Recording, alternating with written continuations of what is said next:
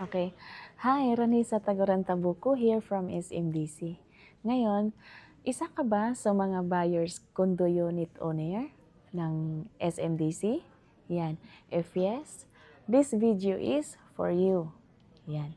Okay, so ngayon, i-share ko sa inyo kung paano kaya magbayad ng condo unit ko while nasa abroad ako. Safe kaya na mag-send ako ng money through online? Okay, so ngayon, i-share ko sa inyo, meron po tayong buyer's portal. Okay? So, yung buyer's portal, yan po natin mamomonitor kung saan po napunta yung bayad nyo. Isipin mo, saan napunta yung bayad ko? Na-proceed kaya yun under my unit, under my investment? Okay? Yan. So, ito, para meron po kayong peace of mind while nasa abroad po kayo, so least hassle. Okay? So, while nagbabayad kayo, namomonitor nyo kung saan po napunta yung mga bayad nyo. Yan. Okay? So, first step is, pagka-reserve po natin ng unit, pagka-reserve po natin ng unit, after a week, makaka-receive po tayo ng message through email from SMDC. Okay? So, that message is congratulate kasi po bagong buyers kayo. Yan, so bagong unit owner kayo. Okay? So, meron yan, schedule of payment.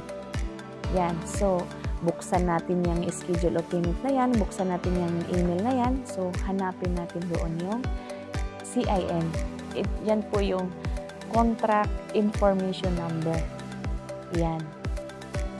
Tapos, second, punta po kayo ng www.smdcbuyers.com. Okay? So, pag na-open nyo na yan, i-click nyo po yung enroll. Okay? So, nakalagay po doon, input your CIN. So, ilagay nyo yung CIN number nyo doon.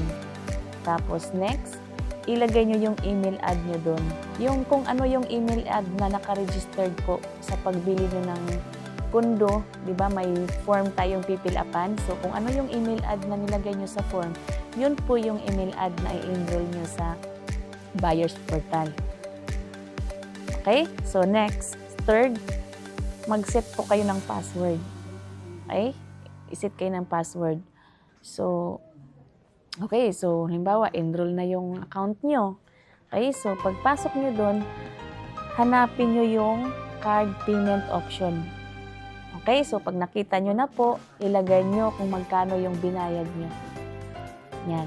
So, marami pong mga card na pwede po. May BPI, BDO, yan mga online na ipapadala nyo dyan sa account number nyo. So, ito po yung mga card na yung iisipin, wala na kayong doubt kung na-receive kaya ni SMDC yung bayad ko. Yan. Okay, so, mahalaga pong paalala po. Mahalaga pong share ko po sa inyo itong buyer's portal. Okay?